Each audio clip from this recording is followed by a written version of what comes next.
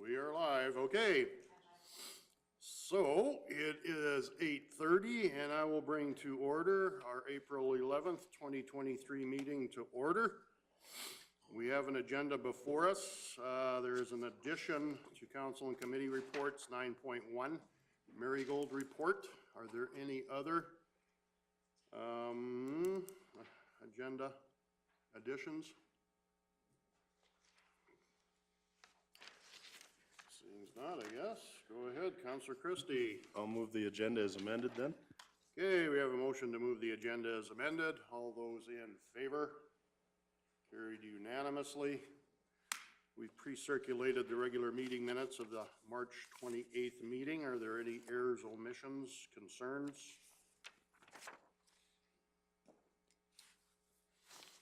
Deputy Reeve King. I'll make the motion to accept the March 28th, 2023 regular meeting minutes as presented. Okay, we have a motion to approve as presented. All those in favor?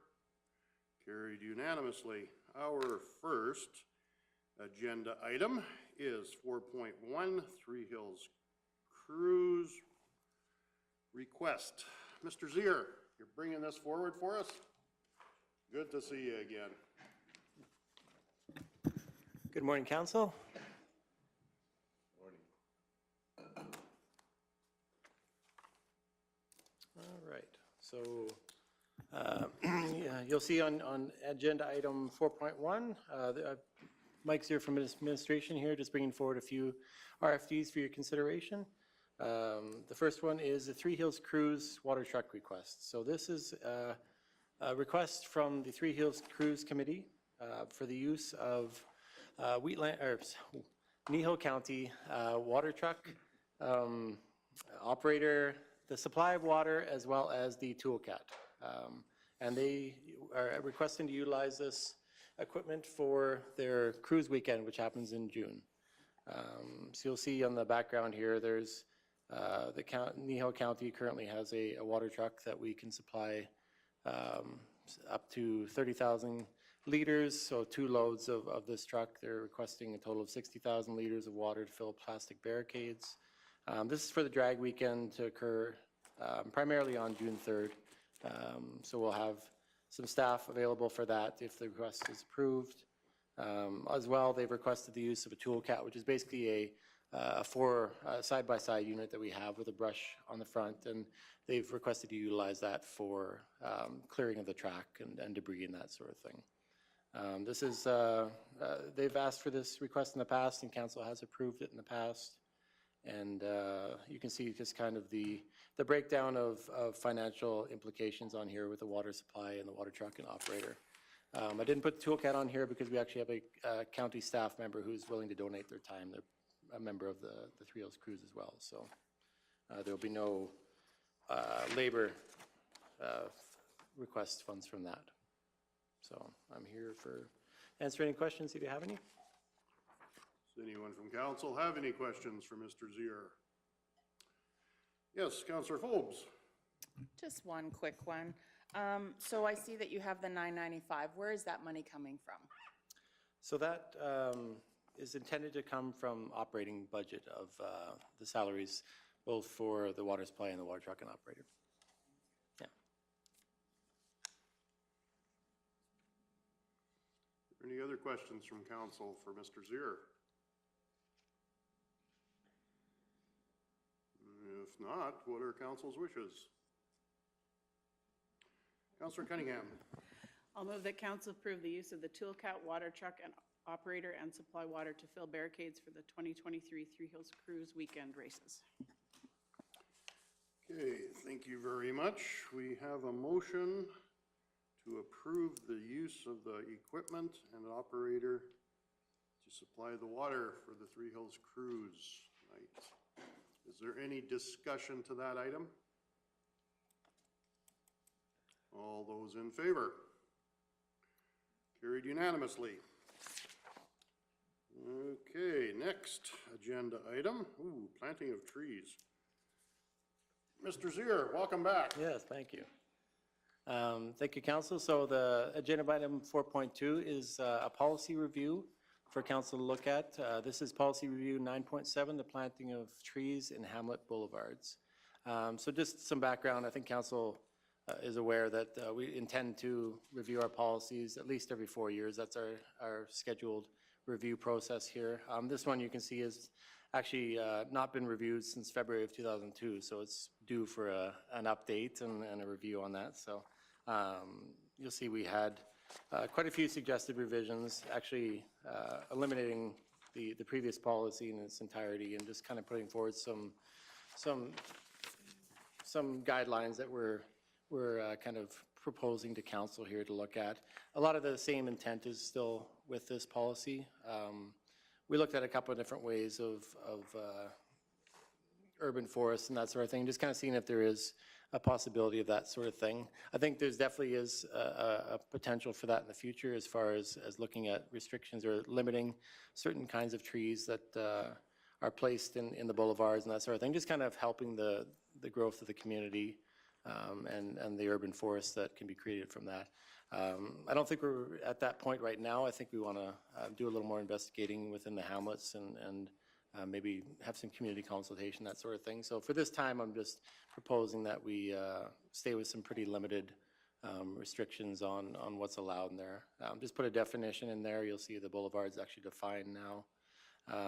This is a guideline basically just not allowing anybody to plant trees in the Kneehill County Boulevards without written approval of the county. Trees within the boulevard may remain at until such time as until they become a nuisance to the operations and maintenance of this right-of-way, which time, because they are within the county right-of-way, we're able to remove them. We would obviously consult with the landowners adjacent to that at that time or previous to that time. And that's what it points out to in number 3 there as well. So if council had any comments on this policy or direction? Okay, go ahead, Councillor Forbes. So does the county track the amount of trees we have in the hamlets? Like, do you have an inventory of the trees in each of our hamlets? To my understanding, I don't believe we do. Okay, so how would you know if someone planted a tree or not, I guess is my real question. Correct. And through the chair, we would primarily focus on a complaint basis on this. If there is a tree that's put up and it's raised to the county's attention, if it's causing a nuisance, like I say at that time, we'd inform them or inform them of this policy if it does get approved. Does council have any other questions for Mr. Zier?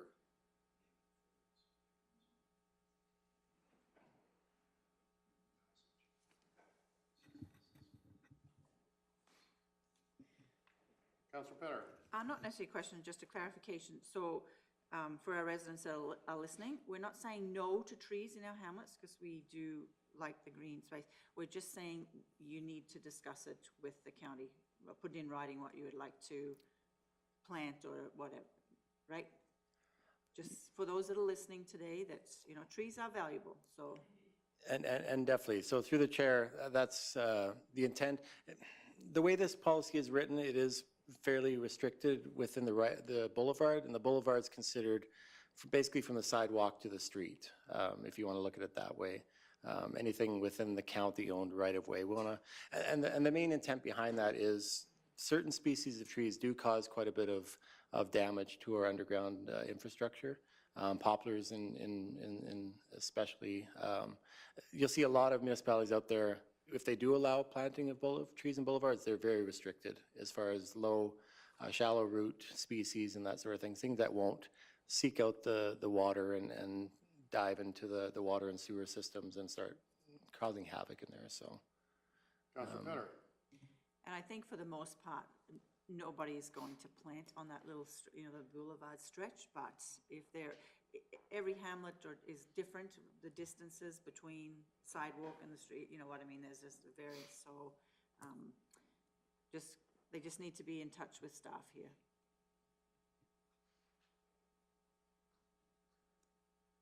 Are there any other questions for Mr. Zier? And I guess maybe just to follow up on that through the chair, you're correct that the county does not restrict any planting of trees on private land within the hamlets. We don't have any restrictions like that, short of any planning requirements for setbacks, if there is any. We don't limit anything that's outside of our county property like that, short of planning restrictions. Councillor Penner. Which sometimes is a shame that we don't restrict it a little bit, especially with the fuzzing ones and the problems that they cause and things like that, but it's your own land, it's your own property, we can't tell you what to do.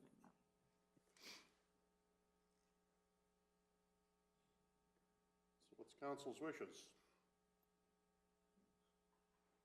Councillor Christie. I'll make the motion to approve the amendments to policy 9.7, planting of trees and hamlets, boulevards, as presented.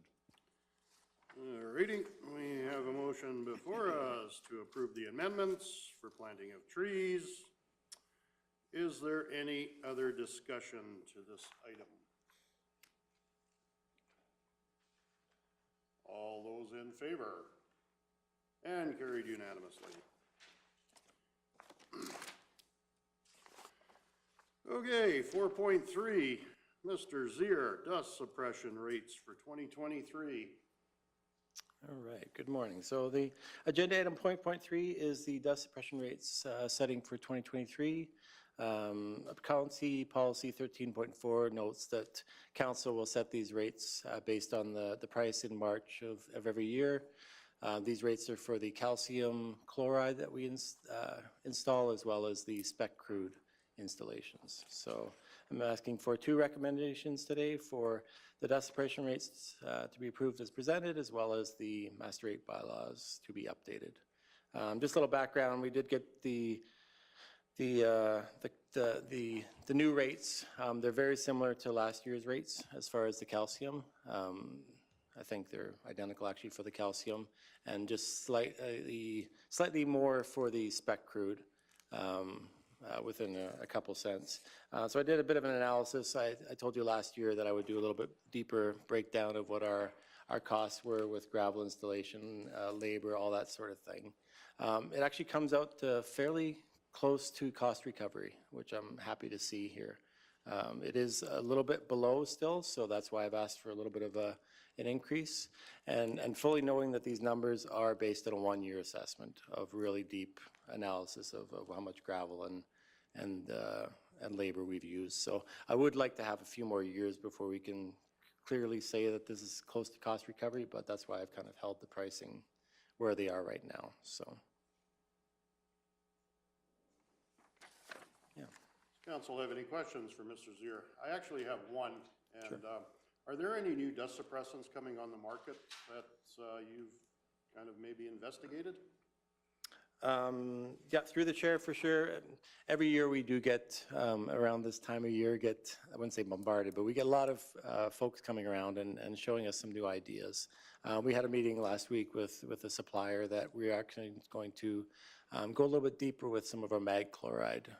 It's a different product. We've used it in the past. We used it on Range Road 241 a number of years ago, more as a soil stabilization method. We injected it in a bit and mixed it up. It seemed to have worked quite well for the last I think it was about 8 or 9 years ago now. So we've picked a couple of roads that we're going to test that out this year and see if there's any benefit. It's a little bit more per price, but we're hoping that we can get a little bit more longevity out of it and be able to grade through it. So we're trying that one, and we're still open for trying another one this year. There's a couple of products that Foothills uses that I'd be interested in trying on some of our roads. So.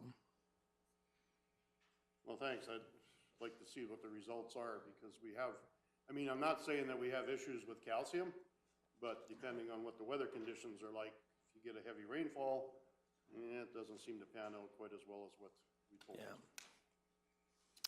And through the chair, just maybe a note on that, you'll notice here that we have something we started last year with the single spray application for our calcium. We're continuing on this year with that. We're just going to limit it the whole intent of it was to allow somebody that missed the deadline in the spring here to still have a second application for fall harvest and that sort of thing. So we're only going to allow this single application after the deadline for the double application is done, just to avoid that. We had quite a few folks put them on the single application last year, and it didn't last with our conditions, and it really is just intended for somebody that missed the deadline. So you can inform your ratepayers of asking that they can apply for that after the May deadline for that. Councillor Penner. Thanks for clarifying that. That was my question, because in the wording here, and it says is only available for residents that may have missed it, and I just wanted to make sure that was exactly what was happening this year, so thank you. Correct.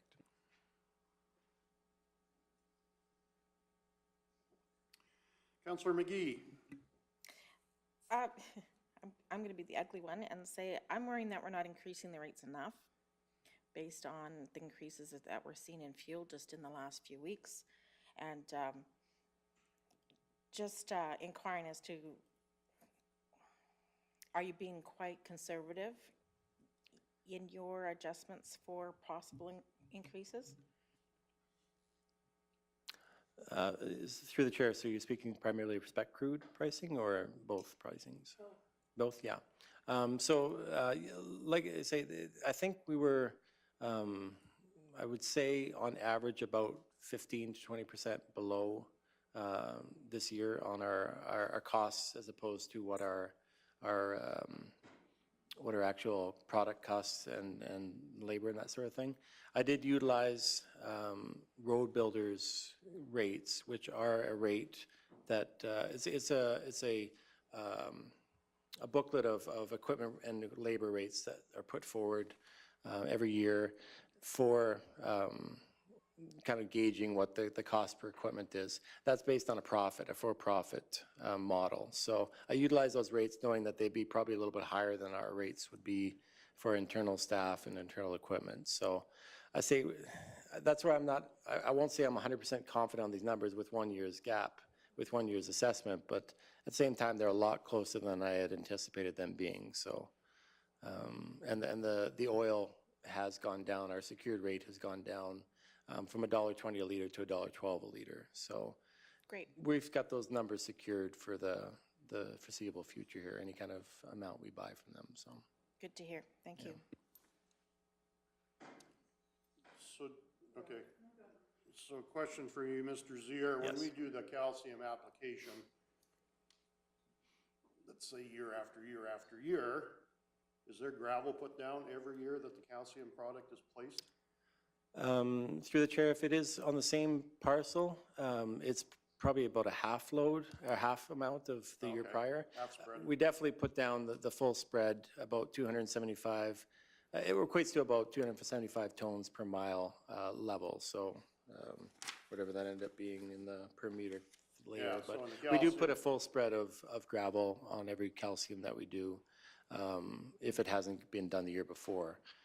We assess it every year. If it's still got a good amount of gravel from the year prior, then they put a lighter coat. But I would say 9 times out of 10, it's getting gravel if it's getting calcium.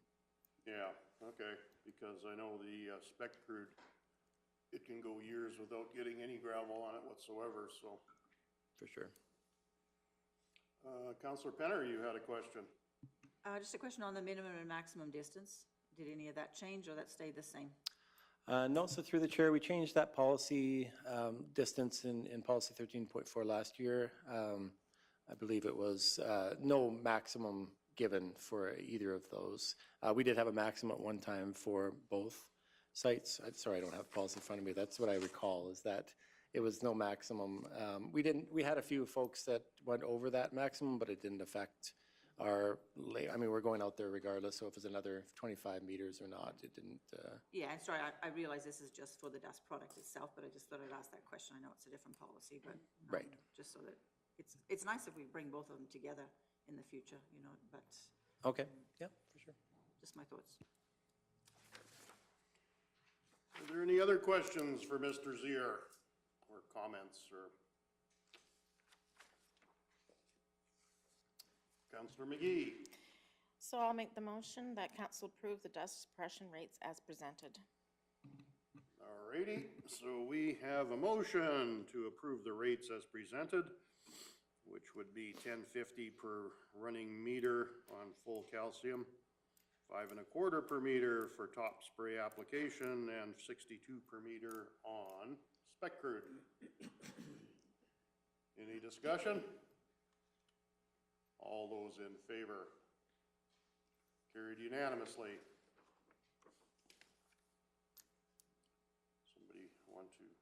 master rates. Deputy Reeve King. I'll make the motion that council directs staff to amend the master rates bylaw to include these rates.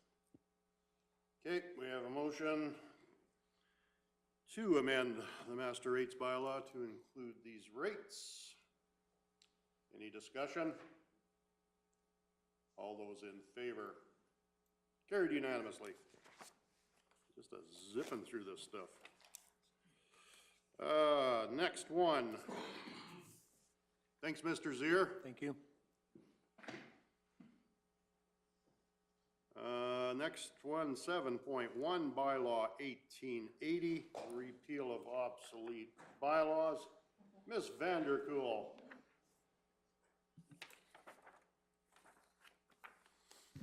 Good morning, Council.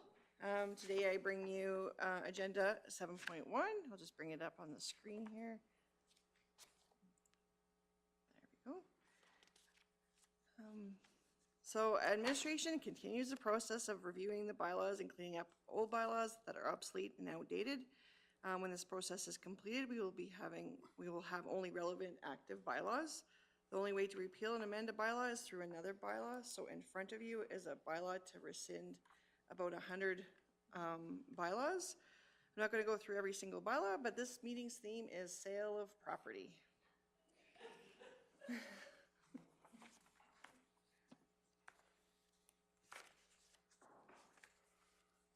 I imagine there's going to be a lot of questions on this, so. Yeah.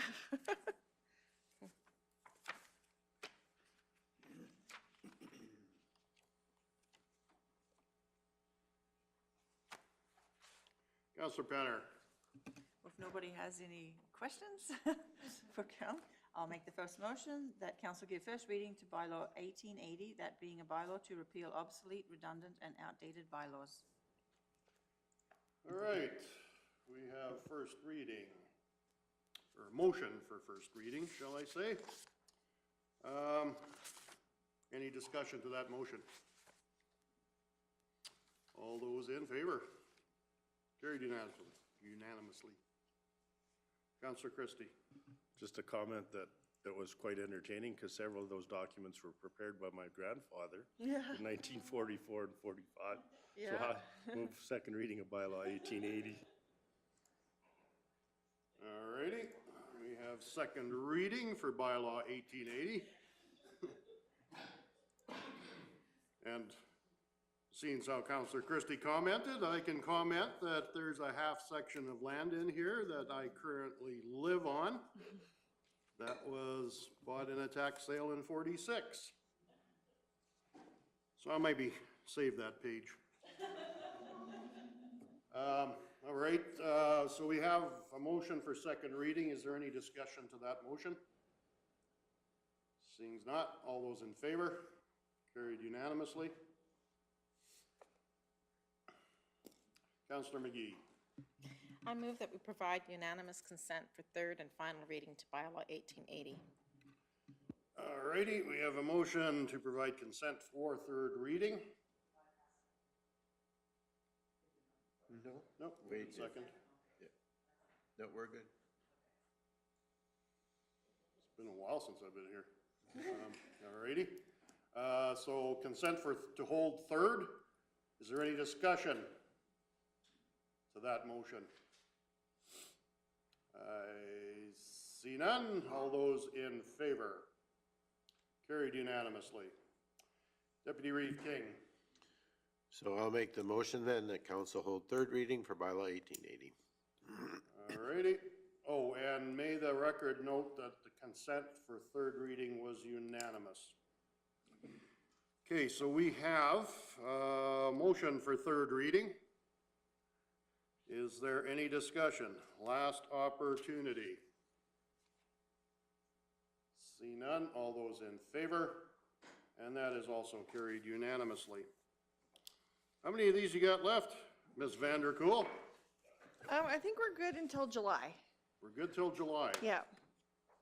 All right, I'll hold you to it. Although they are interesting reading. Okay, our next agenda item, 7.2, parade season. Ms. Vanderkool, oh no, Mr. Hogan. Give you an opportunity now.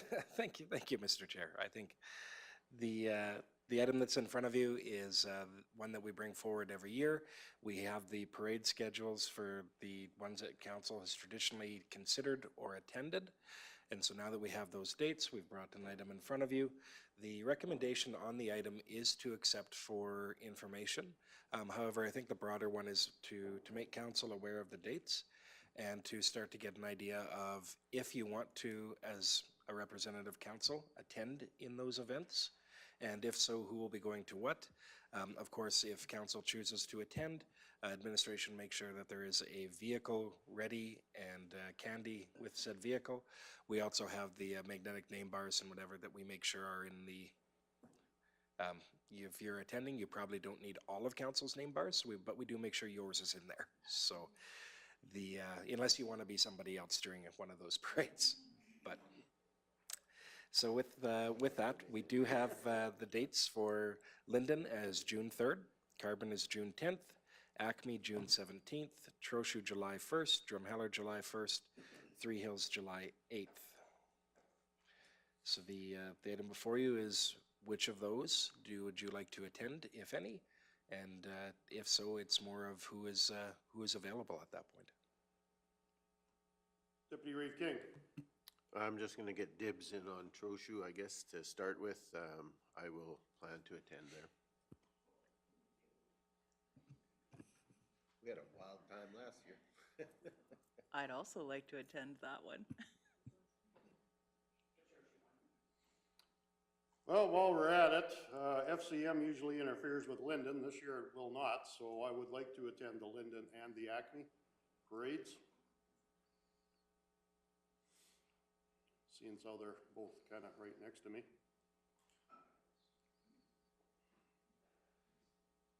Councillor McGee. I'm available to attend Drumheller and also Carbon. And I believe Debbie would like to attend Carbon too.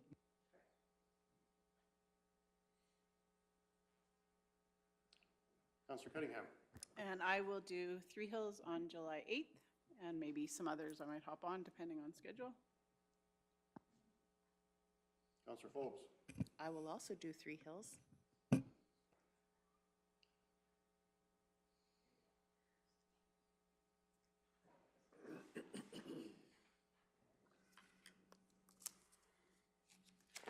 So is that Councillor McGee?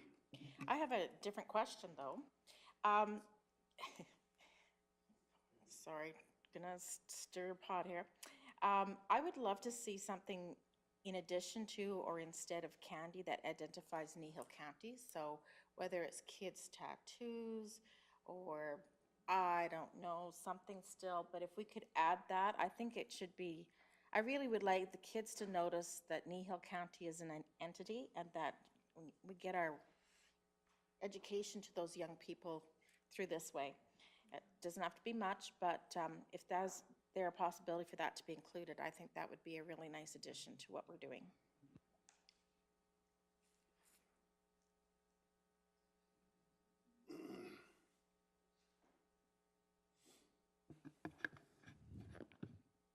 Go ahead, Mr. Hogan. Through you, Mr. Chair, is to Councillor McGee.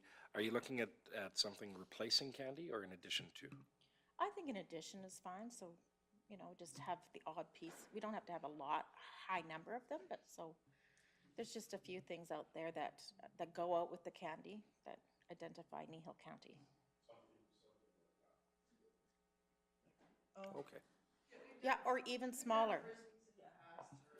Yeah. Whatever staff thinks is a great way to complement the candy, just so our name is part of what we're sharing, I think is important. Okay, through the chair, I think if council is good with that, we can explore, we can come up with something. I know at one point in time there was Frisbees and the fly swatters didn't go over that well. Frisbees were good, and beach balls. I think there was beach balls at one point in time. Councilor Penner. And even if it's a variety, you know, but with stickers, tattoos, like little things to be, doesn't matter, doesn't have to be a lot, but just the odd thing, you know. But I don't think we should get away from candy, period. I think the kids really look forward to that, and it's depressing actually when you go to some of these parades where they cannot throw it out. And I understand why they can't, but, yeah, as long as we can, I think we should continue to throw it. We have stuff available in our little vault for the Discovery Night, so we can do some investigation into providing that, for sure. Pot didn't get stirred too bad.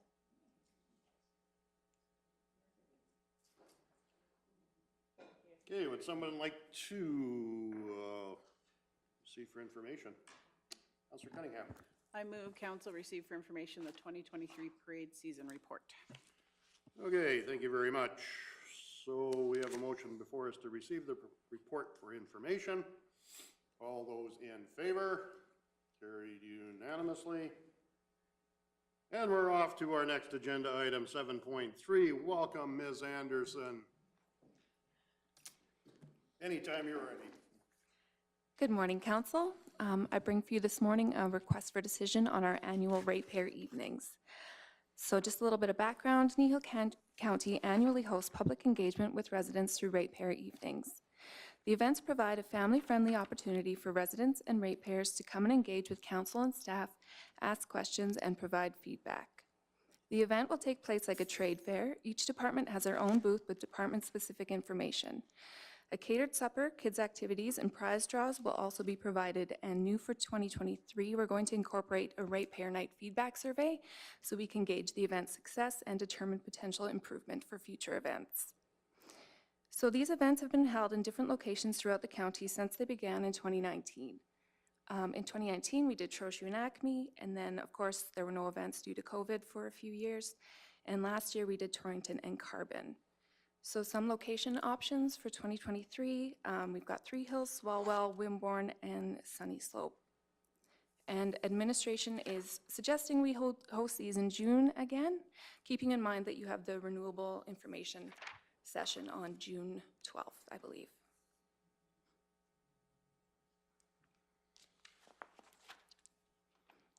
Any questions for Ms. Anderson? Any suggestions for venues?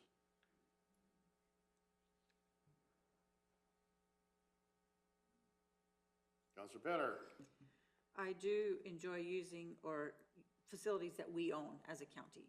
So just to put that out there, and of course, one on each end or wherever of the county. So Swalwell sounds good? Okay. Sure it does. Well, and I realize it's not a huge hole, but I mean, if we can fill that little hole, that's awesome. You know what I mean? It still holds a lot of people, but just to move it around, if we have to move outside and eat on the picnic tables, so be it, if it's a nice day, you know? Yeah. Councilor Christie. I was thinking the same thing for Wimborne. It's a very active community hall, and it would show that we still know they're out there. Mm-hmm.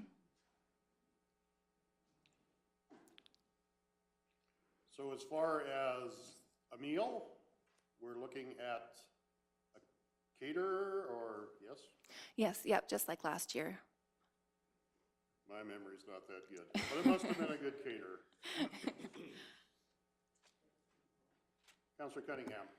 So I just want to add, I love the two suggestions about locations. I am doing my division meeting on April 24th, and it will be held in Three Hills, so that might be nice to have another location. And I just want to say, as my first time last year attending them, they were amazing. The food was awesome, and I just really encourage people to come out and enjoy it because it was well done. So thank you. Thank you.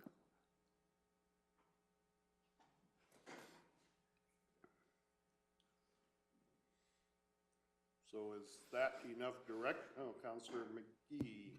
I'll make the motion because they're asking for a motion here. So I'll say Okay. that council approved to host the Ratepayer Evenings in Wimborne and in Swalwell in 2023. Date to be determined yet? Yes, yep. Great. Okay, is there any discussion to that motion? Okay, I'll call the question. All those in favor? And carried unanimously. Thank you, council. Oh, thank you. All righty. Our next agenda item would be council and committee reports, 9.1, Marigold. Councillor McGee. So it's not a report so much as a request. The general meeting for Marigold is coming up April 22nd. That is a Saturday at 9 o'clock in the morning in Strathmore. It's a lovely building. It's a great thing to see.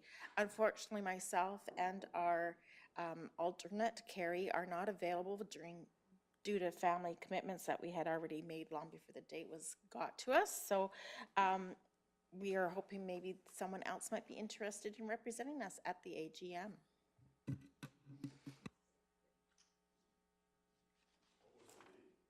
April 22nd.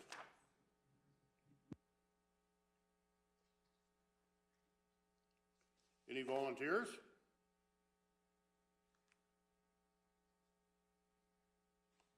I guess that would make me a volunteer.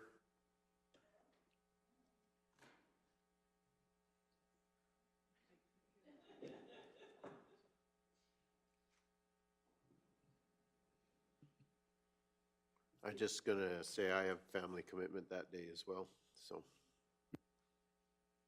Councillor Cunningham. I could double check. I'm just having a little bit of a brain block about my schedule. I think I'm available, but I could chat with you later about it. All right. Yeah. Sure, if you want to do that. I mean, if you're not available, I can attend. I think I've got a birthday on the not a birthday, I've got a birthday celebration to attend on the 23rd, but I'm sure the 22nd won't drag into the 23rd by any means. And if for some reason, I'll make it work, like, I'm around, you know, it's just cabin, so I'm around. Okay, well, I guess then as long as we communicate as we get closer to the date, that'll fill it in. Do we have to let them know? Yeah, we do need to let them know, and I'll send you the invite so that you can They needed to take a know look by at the it. 18th, was it not? Yeah. For Yeah. caterer numbers? And it's really a nicely done AGM. It's worth your time. And again, a big thank you for being able to take that off my plate. I regret not being able to go. It's one of my favorite AGMs to go to, actually. So thank you so much.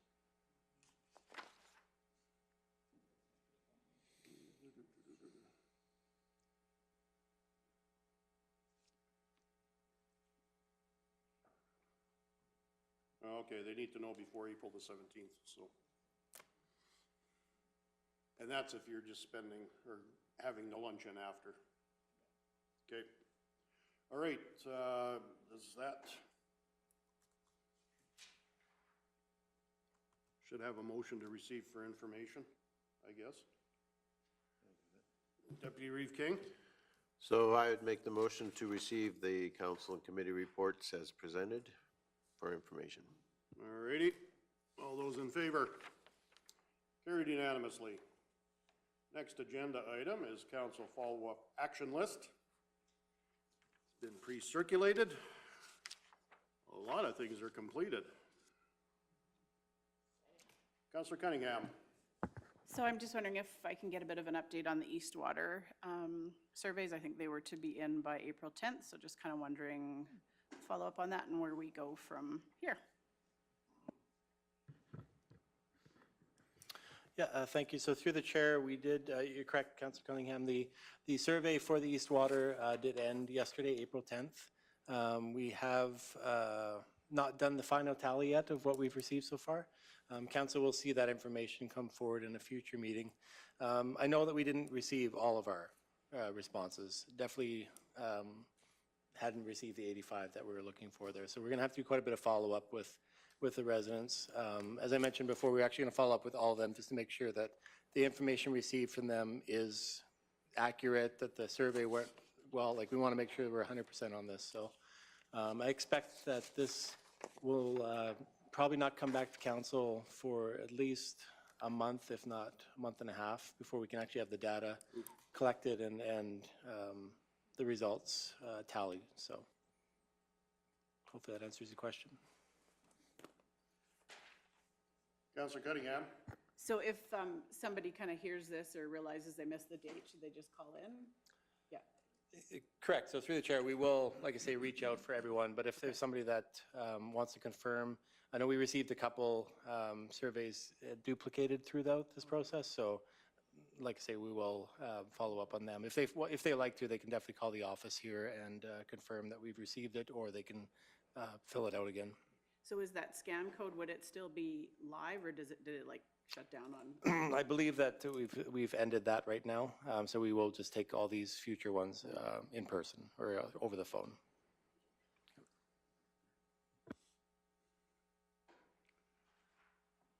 Councillor Penner? A question for administration on the renewable energy information session. I see it's planned for June 12th at 7 in Trochu.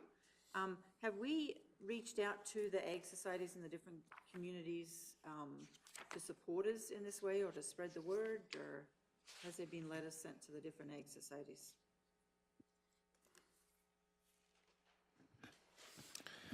Through Mr. Chair, I believe all of that communication is still in progress, so I don't believe that has happened yet, but we can confirm.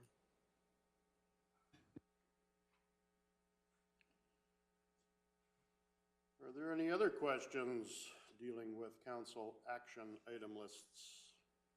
Item list.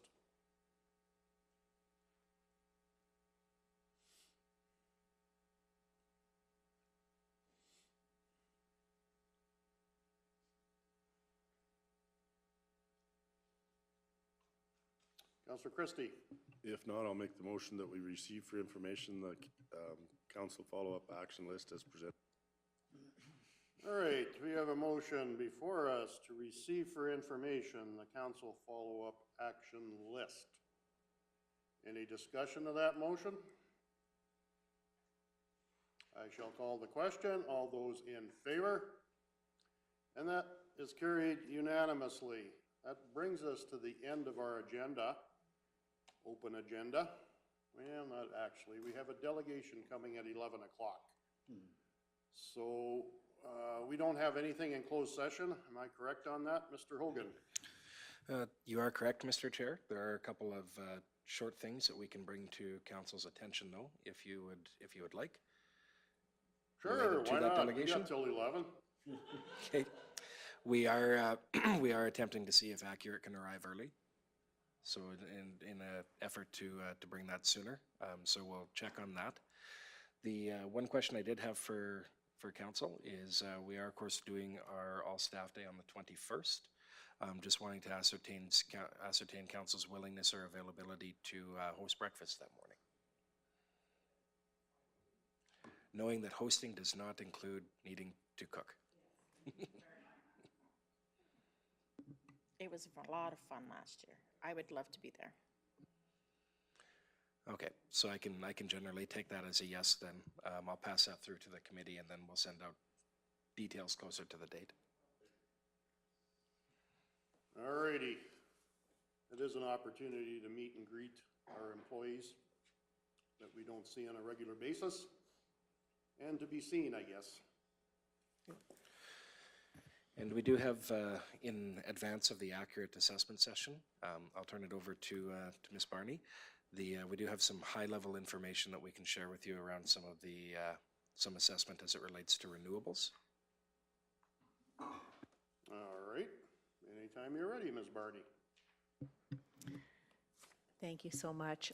Through the chair, just to, like I said, provide a high-level information. A few of myself and a couple of other staff did meet with assessment services from the province late last week, trying to get some more clarity around the renewable energy development and the assessment of those properties. As you are aware, those properties are assessed provincially.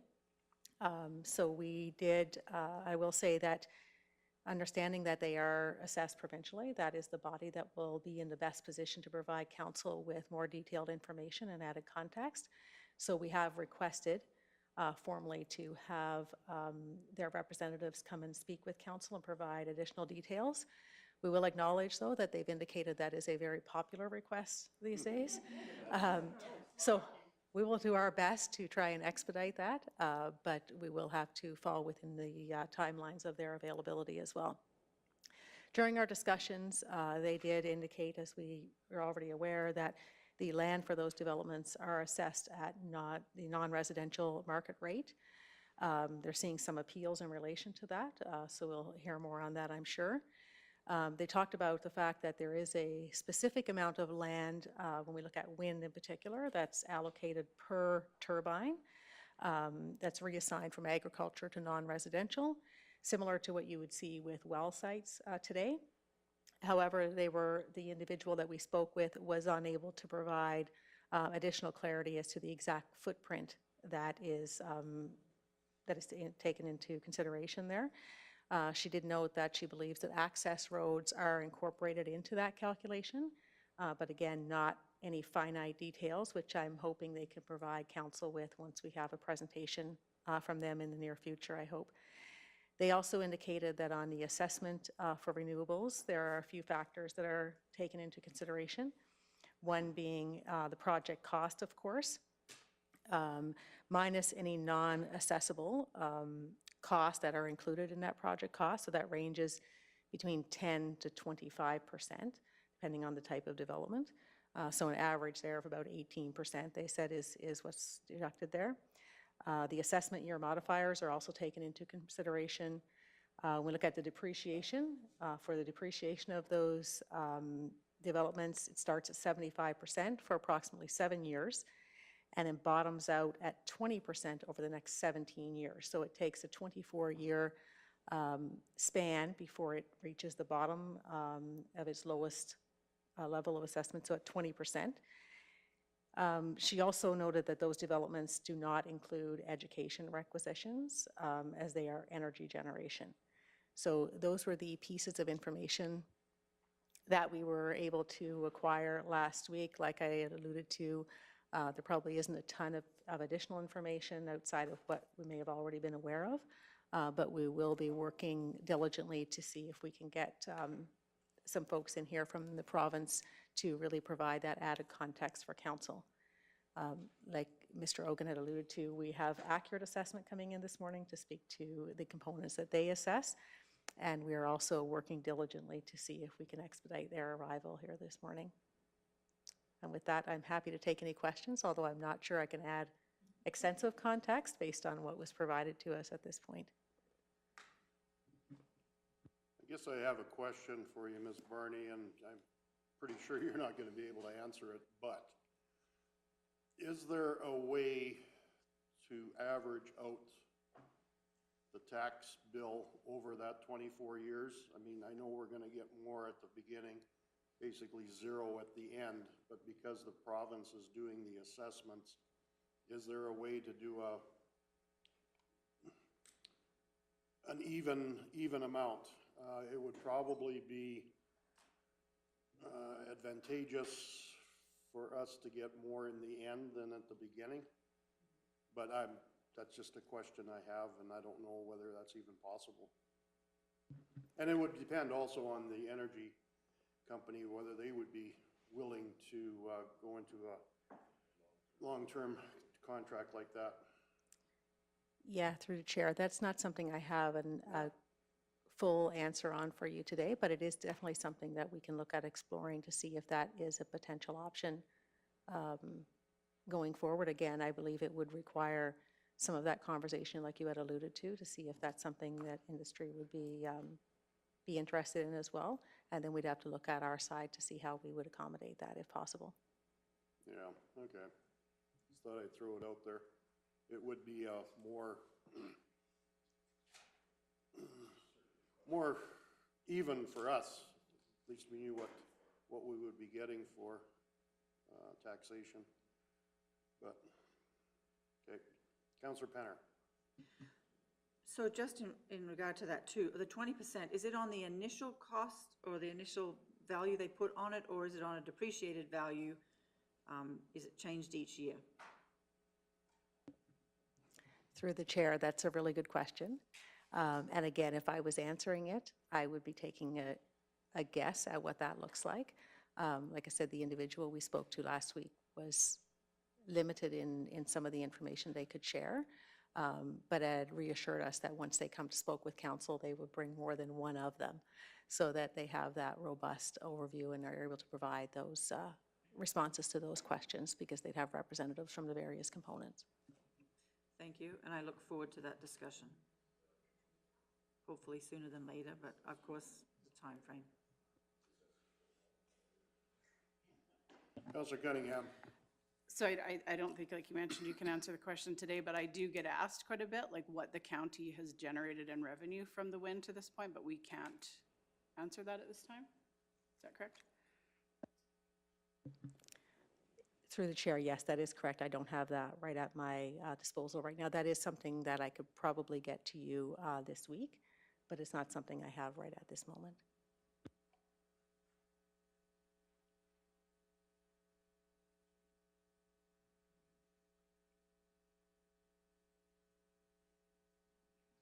Councillor Cunningham. Oh, no, one more.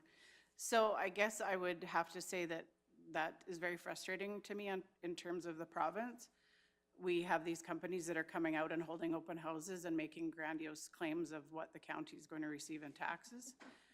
This is a provincially approved body, so I would just really like to see them take a little bit more responsibility in providing us with information.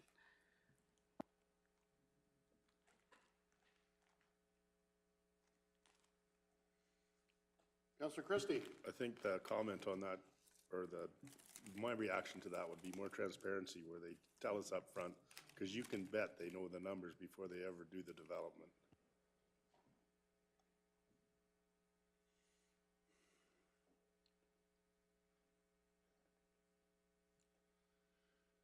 Well, oh, go ahead, Ms. Barney.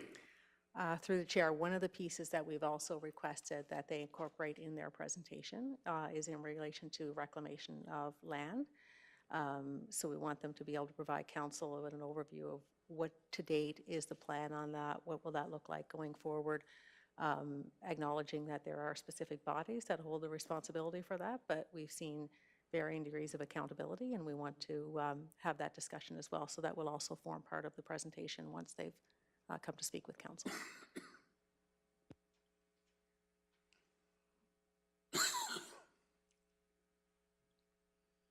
Okay, are there any other questions for Ms. Barney or Mr. Hogan or any one of staff, I guess?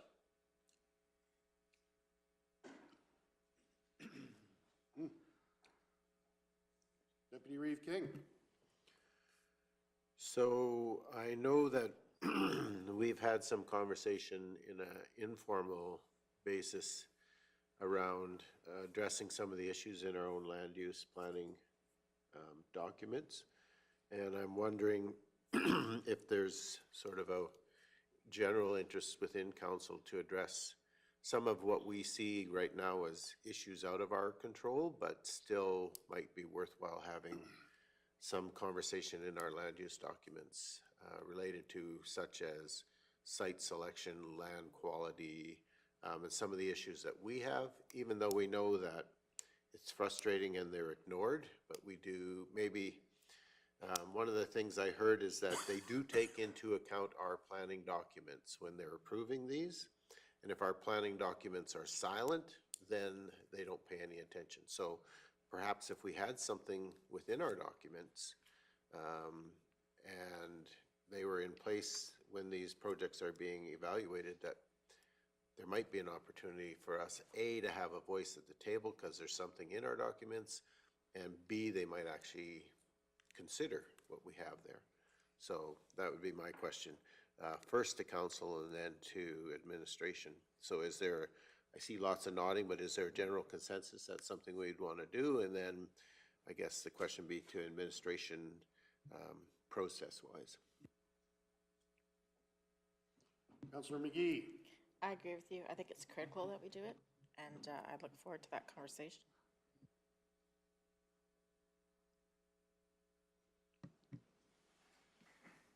Mr. Gannon? Through the chair, we can take it back to our department and see what avenues that we can explore, where we can place more ability, which council is seeking.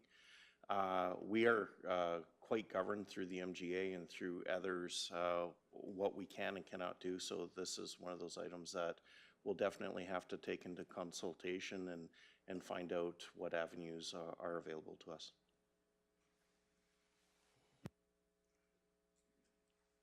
Deputy Reeve King. I appreciate that.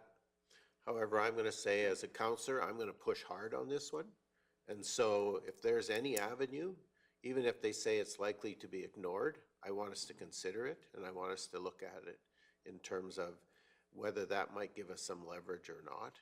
And so we do have to keep the MGA in mind, and we have to keep in mind where our restrictions are, but perhaps sometimes you have to push the envelope a little bit. And so I think that's what I'm asking, is that maybe we consider to push that envelope somewhat.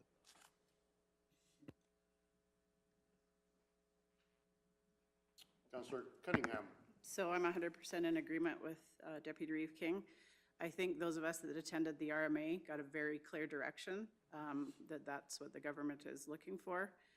The AUC can't speak to what we're not addressing, so that was a very important thing that came forward. And I know one of my ratepayers did receive a letter from a minister with the Alberta government, and he laid it out quite clearly that that's the direction they want to see municipalities go. So I think if the provincial government's telling us to do it, it's clear that we need to do it.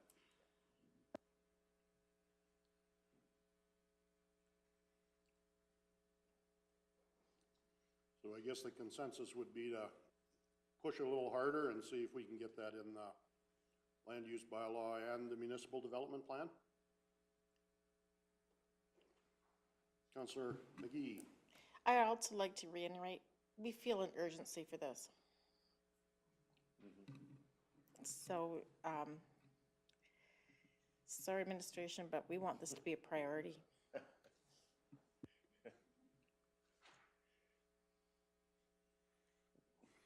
Councillor Christie. The feeling I got at RMA was that they're going to go to the place of least resistance. If we show some resistance, they may not pick us to put this development in. We may not be able to change the regulations, but they don't want to fight with us. They don't want any media that is negative, but at the same time, they'll follow the rules of the area that they're in, and if they're a little more restrictive, they'll go somewhere else, maybe.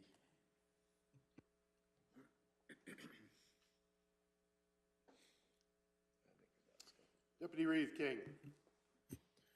What amazes me is that we have less grounds for appeal or giving direction to these developments than our average everyday ratepayer has on any other kind of development that's happening around them. So our voice has been absolutely limited, and I don't think that's right.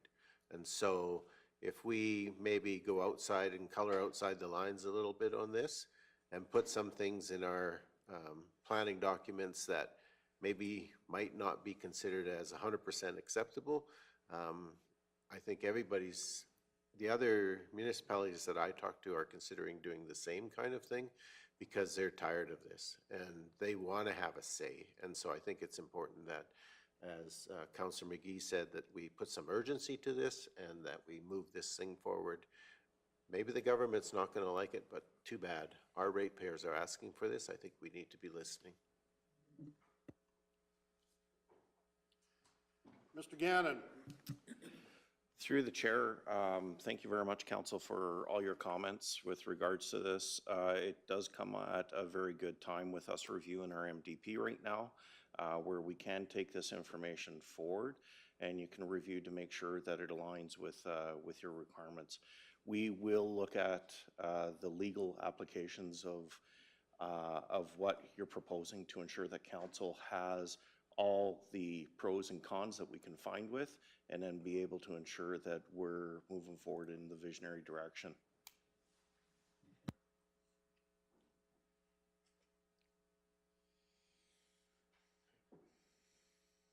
Okay, so I guess we're good with that conversation at this point in time, are we? Okay. Is there anything else, Mr. Hogan? No? Well, it is 9:30, so let us break for a recess. Our delegation is scheduled to arrive at 11, but we may force them to speed up their arrival date, time? Am I, We'll recall our peace officers. okay. I saw they came back off the street. All right, so we are in recess until accurate assessment arrives. It is scheduled for 11, but it may be sooner for those out there watching. Okay, recess.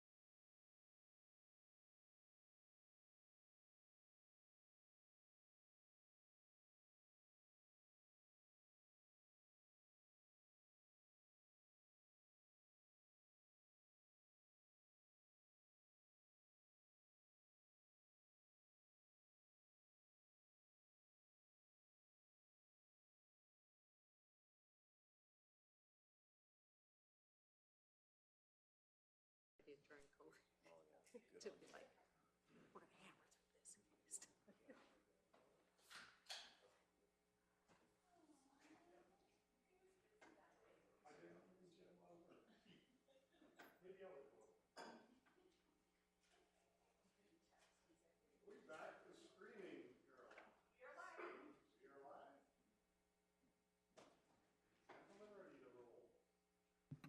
You bet. I will start my part. Okay, welcome back, everyone. It is 10:52, and I'll bring our council meeting back to order. Our next order of business is delegation, accurate assessment. I just wanted to mention to you that we are live streaming and YouTubing this for further, be able to see it later on. Perfect. We'll start, I guess, with council introducing themselves, and then if you could introduce yourselves, and then we will get into the presentation. So starting from my far right. Hi, Laura Lee Michelle Cunningham, Division 5. Carrie Phobes, Division 4. Wade Christie, Division 6, and welcome back. Welcome, guys. Jerry Whitstock. Ken King, Division 7, so basically Troshu, north and east. So, Good morning, Faye McGee, Division 1. Good morning, guys. Debbie Penna, Division 2. And you probably know staff, Mike Hogan, our CAO, Kevin Gannon, our director, Mike Zier, our director, and Ms. Barney, Kinza Barney, our financial side. So if you want to introduce yourselves, and then you can start your presentation. Perfect, thank you. My name is Troy Birtles. I am your appointed assessor, assessment manager with Accurate Assessment. I'm Sean Barrett. I'm the industrial manager at Accurate Assessment. Chris Meadows, residential assessor with Accurate. And Ray Fortin, industrial assessment specialist. Welcome, gentlemen. Excellent. Thanks again, everyone, for having us. It's always enjoyable to come and see everyone face to face now that we're out of COVID world. I kind of start these presentations depending on how long it's been since you've seen us, and I know you guys all know who we are, so I'm not going to dwell on the first few pages of my presentation a whole lot. Obviously, today is to discuss the changes year over year on the assessments. I assume you haven't set your tax rates yet? No, so then this is timely information for you, which is what we prefer. I do want to spend a minute on this map. It's quite a bit darker than the last time we presented to you last year. Ray and Sean are going to talk about this more in detail in a bit, but we were successful bidders with the proposal that the provincial government put out for some DIP assessments. So primarily up in the northwest part of the province, we gained some new client base up there. So we are now designated assessors for other municipalities that we weren't in the past. You know where our head office is. This is a breakdown of our municipal client base. And then again, I stop on this one all the time. I just want to reiterate it for you. If ever you have any assessment related questions, we hope that you come to us. We want to look at you. We want you to look at us as your trusted advisors for all things assessment. So we have a really good relationship with the admin here, and we talk quite often. So I extend the invitation out to council as well. If anybody has any questions, please let us know. List of our team members. You've seen Chris and I here many times. Chris is going to talk a little bit about this in coming up here, but this week he's out in the county doing some inspections. But like I noted, he'll give you some more details on that. And with that, I'll just pass it on to Chris for a minute. All right, thank you, Troy. Okay, so we'll get into the numbers now. So here is the comparison between 2021 and 2022, broken down between res, non-res, dip, linear, farmland, and exempt. You can see that overall, grand total, we had a 9% increase in the assessment from last year. Residential saw a 10% increase, non-res 10%. And further, in the next few slides, we'll break it down based on like market change compared to construction or new construction. And Sean and Ray will talk about the dip and linear assessments. You can see farmland is a regulated assessment, so there's little change there throughout from year to year. Exempt, we saw quite a bit of an increase this year, over 50 million. And I guess the reason why there was such a jump there is the new colony that is under construction in the county here. Quite a bit of new farm buildings that are quite large in stature and have a pretty big assessment on. Next slide shows just the comparison from year to year in the last 5 years. You can see the residential has seen a slight growth.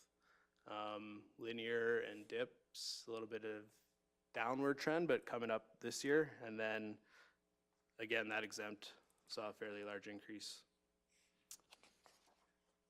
And total history compare, this kind of just shows that we did see a bit of a slide from 2018 to 2020, but then the last 2 years we've seen a pretty good increase, which is obviously good to see. Taxable assessment change compared by percentage. So a majority of the ratepayers will see little change, 60% no change. However, I mean, a pretty good chunk, almost all over 35%, will notice between a 1% and 25% increase on their assessments this year. So that is definitely something that people will notice. Again, kind of similar, just by dollar amount here. Again, majority are going to see very little change, but still a pretty good chunk are going to see a pretty big increase. Even 12%, I was going to see almost $25,000 to $100,000 increase on their assessments. New roles this year, 17 new roles, mostly due to subdivisions, new subdivisions. So pretty consistent to last year. Still a little down from 2018, 2019. Development permits, pretty status quo there again this year, 79 permits taken out. Here just kind of shows more of a breakdown between new construction, new growth, and inflation as far as the increases go. You can see the Three Hills area, almost 7% market change. The rurals, north and southwest, similar, around 8%. Hamlets saw a decrease just due to the market. So total 10% increase, 1.7% in new growth, and 8.4% in inflation. This is broken down a little more here. So this is for residential. New construction, 9 million, very consistent with the last couple of years. But the big change was the market. So you can see 8.4% market change, or 45.5 million. So this map shows our re-inspections. So in the spring here, usually right around this time, March, April, May, I'm out doing our what we call global inspections, where I go to every property in that colored zone. So this year I'm up in the north end, was just kind of in Wimborne this morning. Just kind of confirming that what we have on our file is what's at the property currently. If there's need for me to go and chat with somebody or confirm some stuff, I will. But if I'm there and I see that everything's kind of similar, I will try not to talk to the homeowners if I don't need to bother them. So as you can see, that changes every year. And then we come back in the winter time and do another full inspection where I visit the whole county and just check on new permits or permits from last couple years that haven't been completed or started. And then if there's any sales information that we need to confirm, that's also the time where I'll usually go and talk to the homeowners if needed. So going forward, like I said, we'll doing the global inspections right now this week, and then I'll be back out probably in the end of the month. And yeah, I'll just continue to monitor the market, and hopefully it continues to increase. I just want to add to that, you know, it might look like a 10% increase on the residential and non-residential sector to be strong, and it is, but it's certainly not uncommon within our other client base in the province. You know, looking back over the COVID years, you could see a little bit of a decline in our total assessment here, and I think that was a factor of people just maybe unwilling to spend their money, and now that that's less uncomfortable for investors, they're okay with spending their money, and it's if we could almost eliminate the COVID years and go pre-COVID to today, we would have noticed a nice typical, you know, a few percent increase every year that we normally would have noticed, but now it's just kind of jumped that way. So just information for you all to have while you're considering your tax rates and all that good stuff. So any questions before we pass it on to Ray and Sean? Go to the percent increase. Doesn't look like it. I just want to, there's actually one other thing. I think I made an error on this slide. The Hamlets. This is supposed to be an increase here, not decrease. So it is in relation with the rest of the municipality. So if it was a decrease, you would see shifting within the residential class, but that's not the case. So that was an error on my part there. With that, I will pass it on to Ray and Sean. I'll do a little chair shuffle here. Thanks, Troy. All right, as mentioned before, my name is Sean Barrett. I'm the Industrial Manager at Accurate Assessment Group, and with us today we have Ray, so we're both here. In most years for our council presentations, I think it's either been just Ray or just myself, but this year you have both of us for any questions that you have. I'm going to pass by this slide fairly quickly because you have seen this. Our team has not changed in over 8 years. So Allie, near the bottom there, she's our most junior assessor. She has 8 years experience just herself. This is my 15th or 16th year with Accurate, and Ray here is celebrating his 25th year. So at the upcoming Assessors Conference, Ray gets to go up on stage and join the 25-year club. The old man club. So I just wanted to make sure that council is very much aware of that Looks fact. too young for that. Too kind. So non-designated industrial property. So Ray and I perform the inspections and assessments of what we call non-dip property. So non-dip property are industrial type properties within the municipality that are not regulated by some form of a provincial or a national energy regulator. So historically, we did perform the inspections and assessments for the dip property. However, as council and administration knows, that is now done by the Provincial Assessor's Office for Kneehill County.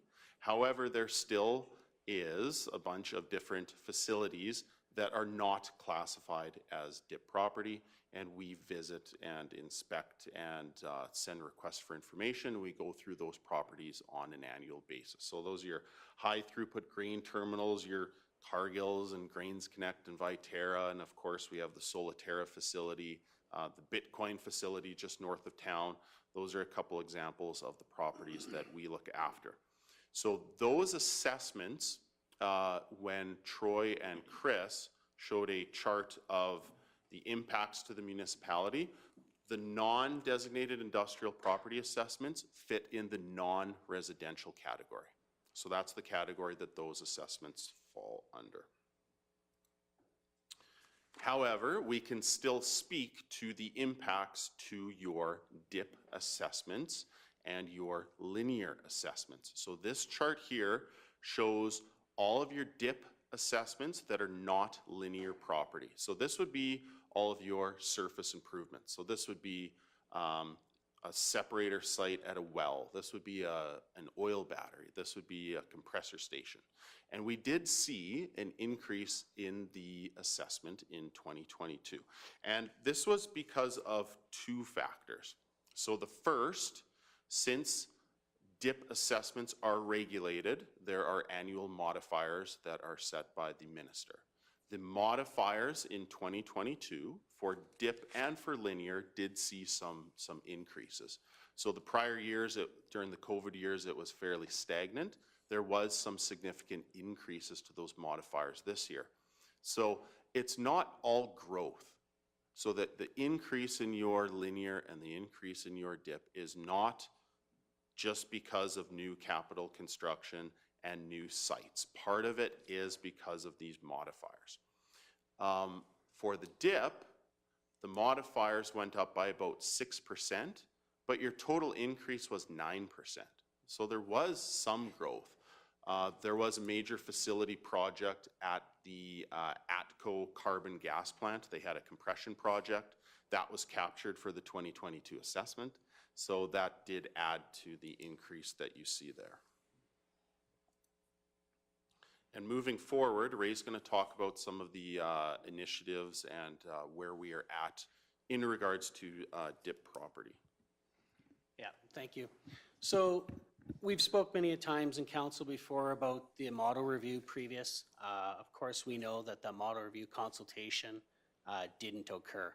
So we're talking about back to October 2020, where the minister of the day implemented some policy initiatives that were chosen rather than implementing the last model review. What's important about the model review is it's on regulated property. Much of your assessment, DI property is regulated property. So how we prepare those assessments with any potential impacts to that will change substantially your potential taxation. In the times where the model review was being consulted, we spent about 2.5 years reviewing that. There was going to be significant impacts to municipalities. And at that time, rather than implementing those regulated property reviews, they are actually delayed. Those tax policy initiatives were implemented, and much of which was a term of 3 years where these initiatives were to occur. And essentially at such time, we intend over the 3 years to re-engage on future regulated property model reviews. So part of that, I represent the Alberta Assessors Association with one other colleague for the minister's reviews of these regulated properties. Mr. Hogan here is one of the representatives for municipalities representing ARMA. We, the stakeholders, will be re-engaging is what I'm getting at. We had this 3-year pause. The re-engagement to these models will mean we're going to be back at the table with stakeholders and reviewing these properties, many of which will be time deciding which the new government will be, when we are going to implement the re-engagement of the consultation, all of which is undecided. Right now, we've got directives about, not directives, documents about we are to re-engage. However, I don't anticipate prior to any provincial election. I think it'll happen after. And so what that means is likely 2024 or 2025 by potentially any of these impacts or regulated model reviews being implemented. What they were, so the 3 initiatives that were implemented do carry forward into the current tax year. The well drilling equipment tax was a tax on wells that were drilled. And in the past, if a well was drilled and it didn't get into production, there was a tax based on the fact that the infrastructure was being used during the drilling operations, and that has now been eliminated. We don't see that in the future coming back into place for municipalities. Low producing wells was the next one, where in this we decided, or the minister decided, to implement a further reduction to wells that get an allowance as the wells decline in production. So if a well over 20 years of production produced half of its volumes, there was a factor. That factor was slightly increased as increments to the well as it declines in production over the term. So those were implemented in the model reviews for linear property, and of course, specifically for wells, because it talks about production. The last one is the most significant one for municipalities. This is the one in which stakeholders were upset about, because these are new wells and pipelines that are drilled or in operation during the assessment year. Now, at a time when these policies or initiatives were implemented, we had very low commodity prices. And what it meant is, at the time, impacts to industry meant that they might not bear the burden of the tax in the time where they weren't making as much money. So these initiatives were at a time and place when we have to think about the commodity price of when it was implemented. Now we look 3 years after, and we look at commodity prices, and we look at the climate of the producers, and they're much more profitable. So municipalities now, of course, are looking at this tax holiday as being 3 years, but implemented at a time where commodity prices were much lower. What does this mean today? It means today in this municipality, as part of your report that's sent to your CAO, is sent on an annual basis to give you exactly what that well and pipeline tax holiday has meant. Cumulatively, to date, the 2021 AY and 2022 AY is 43 million in tax holiday. That accounts for 36 million in wells and 7 million in pipelines. So essentially, when do these become assessable? So they are in your linear assessment, however, the value is 0. So when we speak to your DI total assessment for linear, it does not include these values. These values will not be taxed until 2025 tax year. So although we are into a implementation for 25 tax year, the things that are to be considered is, will these policy initiatives be extended further, or will we be at a time of which, under the model review consultation, we are ready to implement future regulated property rates, and of which, depending on whether the assessments will go up or down, you get different advocacy. We get different advocacy from our industry stakeholders as we do from the municipal stakeholders, depending on what those impacts are. I can't predict which will happen, but I can tell you they'll be part of those next discussions about when the regulated properties will be actually updated and what will actually happen to these initiatives which have already been implemented. Okay. Troy had spoke to the fact that we are representing the province. We now, as of April 1st, represent the province Alberta, about 47% of the DI property in the province. So we actually work on behalf of 15 municipalities, 34,000 properties, 47% of total DI in the properties in the province. What it means is that we are an important stakeholder at the table when these model reviews are going to be reviewed, and any updates in the future will mean very significant potential impacts. Just want to be aware that we don't know essentially what will happen with these initiatives versus the model review, but we will update you on further updates in council and to administration. Okay. With that, floor for questions to Sean and myself on the non-linear DI or assessments, and or for Troy and for Chris. Anyone from council have any questions?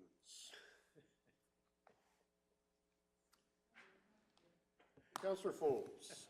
I just had some ratepayers call me because they knew you guys were coming in, so I have some questions for them, if you don't mind answering. The first one I got was, how does a ratepayer know if the assessment is fair? Good question. Sorry. Generally speaking, a residential ratepayer can look at their assessment and say, is that what my property is worth? Now, in a rural municipality, there's often farm portions on the assessment. So, for example, if you own a quarter section of land and it's farmed, only 3 acres is assessed at market value and the building's at market value. So if they can wrap their brain around the yard site, if you will, what would that sell for? That's the taxable portion of their assessment. Now, the quarter, the farmland might sell for $1 million in this municipality, and it's assessed at 30,000. Like, that's the way assessment, farmland regulated assessment is. So if they just look at their assessment and say, oh, I wouldn't sell for that, well, that's why. It's because the land isn't contributing the value in the assessment. So that's, they'd have to be able to break it down to the first 3 acres. If that's, and if they don't, then they always have the ability to contact us and we can go through the assessment with them and review similar properties that sold and discuss it that way. Go ahead, Councilor Fold. Might as well just keep getting them off, checking them off one at one. So I did have another question. What methods do you use to gauge improvements or deterioration of a property and its subsequent effect on values? Good question. So every improvement when it's constructed, we record all the physical data. When it was built, the size of it, the type of it, you know, the construction materials, all those kinds of things. And then as time goes by, we apply age life tables, in other words, depreciation. So as it gets older, it gets more depreciation, is valued less. Now that's right before we introduce market changes. So that happens on every property. And then you saw earlier, we represented a 10% increase, but only ballpark 2% of new construction growth. So that means even though the buildings deteriorated in value due to physical depreciation, they actually increased in value because people are paying more money for them. So in a world where there is no market change, every year the values would go down a little bit because it's older, more depreciation gets applied. That's rarely the case in Alberta. Some years values go down, some years they go up, but over time in Alberta, we generally can bank on an increase. I feel like I missed the first part of your question though. They just asked the methods that you use to gauge it. Okay, so new construction, oftentimes we'll get a copy of the building plans. Chris will also go into the field and confirm what we've recorded, if that happens to be an office thing, if we recorded the building specs from in the office, he'll make sure that that's actually what was built when he's out there. Oftentimes during construction stages, he'll talk to the contractor and they'll have a set of building plans right there and he'll collect the information from it. If those aren't available, we do the good old-fashioned walk around it with a tape measure trick. And, you know, that's part of our job, yeah. Sometimes we can use orthophotography to measure larger buildings, like farm buildings and just any kind of building, but as a smaller building's harder to do that on. MLS reviews. We also review the realtor listings. Tons of good information on there sometimes. Go ahead. Which will bring me to my next question. What happens when you review a property and discover something isn't on the records? Will the assessment increase? Yeah, for sure. So Chris will roll up on a property and we have a house and attached garage assessed, but they built a shop, didn't take a permit. So first and foremost, figure out the information about the building, size and age and all that kind of stuff. What is the shop used for? So if it's a farm shop, we assess it, but there's no tax implication. If it's on a 5-acre parcel and it's no farming at all, then yes, it's assessed and taxed, and it does impact the assessment. Generally, when we roll up on those kind of properties and we find something that's missing, we'll add it to the assessment and it'll get impacted on the following year. In an extreme case, maybe we come to a property and there's a house and garage and shop that were not permitted. Well, then we're gonna go to administration, do what we call a 305, Section 305 of the MGA allows us to change the assessment for this year. So on the extreme case, we would do that. And conversely, if a ratepayer phones us and is asking us about the assessment, oh, well, the detached garage burnt down last year, we can do that same kind of revision to take it off for this year. How many people called you? Keep going. She lives in Torrington.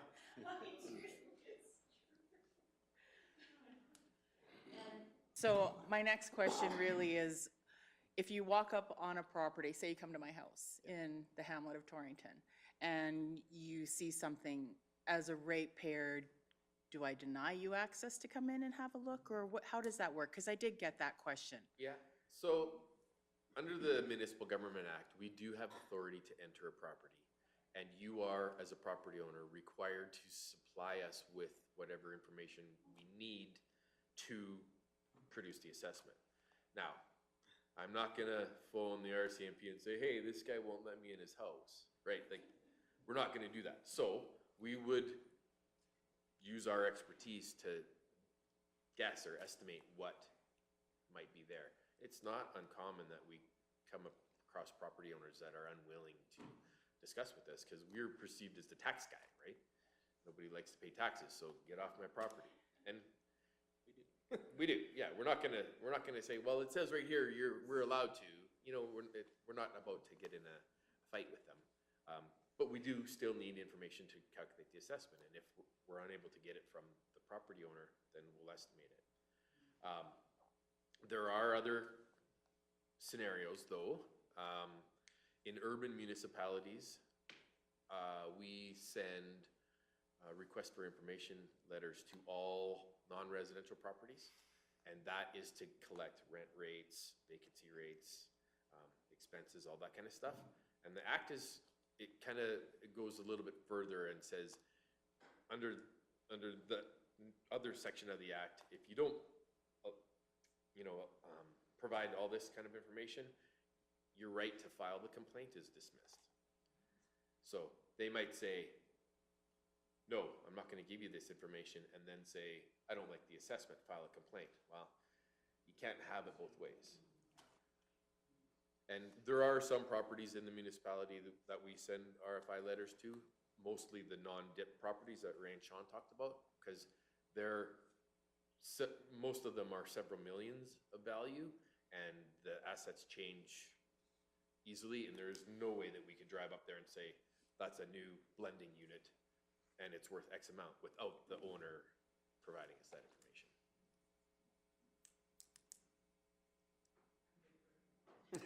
All righty.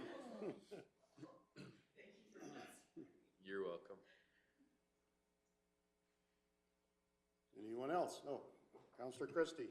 In a discussion with a councillor from a neighboring county, on their windmill system that's on a depreciated tax base, they've indicated that their assessed taxable base is higher than that depreciated base. So the windmills are actually taxed at a higher level than what they anticipated. Is that accurate or not? I'll let Ray answer this one. Not entirely sure of that question, but windmills are prepared by Alberta Municipal Affairs Linear Assessment Branch. Because it's an electric power system, those assessments are based on a regulated cost approach. So as far as the cost of the value of those turbines, it's reported by the company to the assessor, as would it be one of my refineries or SAGD plants, a capital cost of reporting. There are approaches to value that we use a manual-based approach, but in these instances, these types of properties are based on the actual cost of construction. So comparing one turbine farm to another turbine farm is based on the actual cost of construction, whether the cost of construction over time due to technology has decreased. Some of the things on power generation, solar power generation, has become cheaper than it was 10 years ago. The technology is better, but also the same can be said about the wind turbines and the wind farms. That technology, the turbines are bigger, they're more readily available, they're more abundant, and they're being constructed all over Alberta, in fact.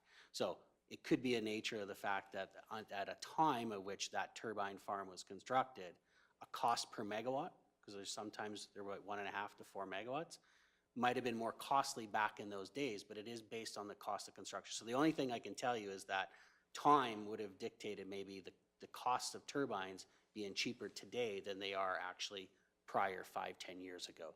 So that's all I could say, but it would be based on the actual cost of construction, full disclosure from the company. So really it would be only indicative of the timeline of construction that would make that inequitable, I'll put it that way. So that might be where they also pick up, at a windmill that they've upgraded because of failure. Would it pick up a higher assessment at that point? Again, if one was, let's just use a cost per megawatt. Let's just say $3 million a megawatt. It's a 4 megawatt unit, $12 million. Let's say that was 10 years ago, and today that 4 megawatt unit might only be $5 million to construct. So in your case of a replacement, you would have a larger assessed value capital cost coming off and the lower cost coming on, even though it's the same per megawatt. So there can be that occurs, and I can tell you in the renewables side, much has changed. The climate has changed very much on those technologies, and the availability of that to procure that equipment, hence why more are being constructed, because there's the better economics in place, because costs have come down and more renewable projects are being constructed. So my perspective on how that could happen. Thank you. Councillor Cunningham. I'll bite, no. So I think from just a conversation we had earlier, and then just from what I'm hearing from you, so I was going to delve into the solar side, but from what I'm hearing, that's the provincial assessor's office, right?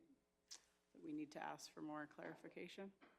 Yeah, so the facility north of town here, Sean has been recently at the facility. We are aware of what's happening. As an assessment that's been prepared to date, the buildings are being assessed to date and the structures on that facility. The land is being assessed as non-residential because it has left the farmland status, so it is no longer being farmed. However, due to the timing of the operational of the electric power system, being the solar equipment, it will not go on till next year. So simply in the fact that it will come into production after October 31st, which is the condition date. At the time of next year's preparation of the assessment, we assume that that'll be in operation. The reported costs will be reported to the assessor, the linear assessor, and that valuation of the electric power system solar generation farm will go on the roll for 23 assessment for 24 taxation, even though a small portion of it, the building structures and the land, is being assessed for 22 for 23 taxation. That portion is taxed. Correct. Okay, so in 2022, that land will be taxed as if it was just being farmed. No. So to what is being assessed right now, the land has been changed from farmland to non-residential for 22 for 23 taxation. And as well, the buildings that are assessed there and the structures being fencing are all being assessed for 22 for 23. The only aspect that is yet to be completed is the actual solar farm equipment, the actual solar panels and the power generation equipment. Because it was after October 31st, it will go on for 23 assessment for 24 taxation. So there's a small portion of it being assessed at this time. The larger portion of the power generation will go on next year. And it should also be noted that the power generation portion, it is linear assessment. However, it will appear in your linear assessment next year. It's not subject to the tax holiday. So the tax holiday for linear is only in regards to wells and pipelines, not power generation. So you will see a net benefit from that assessment. That clarifies, because I think last year there was some confusion that in 2022 that was still going to be assessed as just regular ag land. So that's a good clarification. I recall there being questions last year about Yeah. this, and just a little bit more clarity too. The solar farm site is approximately 140 acres of the 160 acre parcel. So we do still have a very small part that's classed as farmland that the property owner will get their assessment and tax notice for that, and it's 20 acres of farmland. So it'll be very, very small. And then the solar company will get the full tax bill for the So if they're not using that 20 acres for farmland, like for any farming purposes, does that change things? Yeah, And what's the definition of that, I guess? well, definition of farming is raising, producing, and selling of an ag commodity. So that's something that we have to monitor. And if it's not, then that 20 acres would be assessed at market value.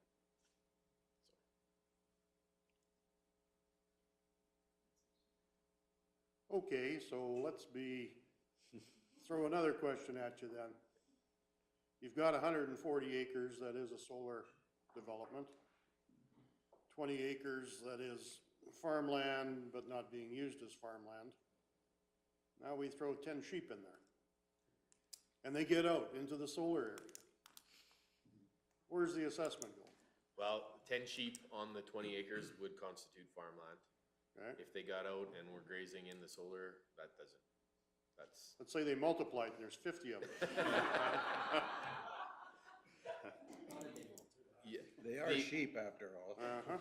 The intent of the way the legislation is set up right now, that once that solar farm is set up and operating on that 140 acres, the intent of it is that there's no farming. So there will be no farmland on that 140 acres. Good. Just before you go, Yeah, the primary. just as a point of technical order for us, they're not farms, so they're power developments, So, but so don't call it solar farm, call it solar power. they're not solar or wind farms, they are solar or wind power developments. Okay. It's a personal preference on our No, part, that's great. because it has nothing to do with farming anymore, so. Good, noted. Councillor Cunningham, you had another question. Well, I don't know if, yeah, and that really clarified, because I know I was the one that asked that last year, so I was a little bit confused, and then I kind of did a deep dive down municipal affairs. So yeah, like it says, when land is no longer used for farming operations, such as when the topsoil has been removed in preparation for future development, so that falls into line with that. Okay, perfect. My other question is just around Bitcoin. Could you explain a little bit about the depreciation of that and how that all works? Thanks. Well, we're hitting all the. Okay, so there is a Bitcoin facility north of town, very familiar with that development. So how the assessment is prepared, let's start there. There's a land component, so the land is assessed not as farmland, it's assessed at market value. There are improvements such as buildings and structures, there's fencing, there's an office. There are structures that house the Bitcoin equipment. We can assess everything at market value except for the Bitcoin equipment. In Alberta, that equipment is considered personal property. So all of those computers and servers that are running inside of those structures are not taxed. It's personal property. So the assessment of that facility is not as significant as the actual capital cost to build that facility. Now, the depreciation, we just follow depreciation tables depending on how we classify those buildings. So the assessment does depreciate each year. However, it is also subject to market value influences and factors for those types of buildings and the land, if it sells similar land. So there is an assessment on the Bitcoin. That's how it's produced in essence. And but be very cognizant that a large portion of it is classified as personal property. So you might have a development of, say, $20 million. Well, 15 million of that could be personal property, whereas the other 5 would be assessed at market value. So when they say that's the personal property of the company that owns it? That's correct. So the company that owns that Bitcoin facility or the group of investors or whoever it may be, whoever owns those computers that are in those structures, those computers themselves are considered personal property. I'm in the wrong business.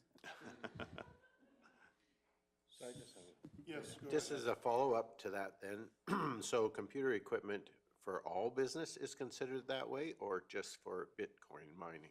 So if I own a different business and I have a big server and I have a whole bunch of computers, those are considered my personal property and they're not taxable.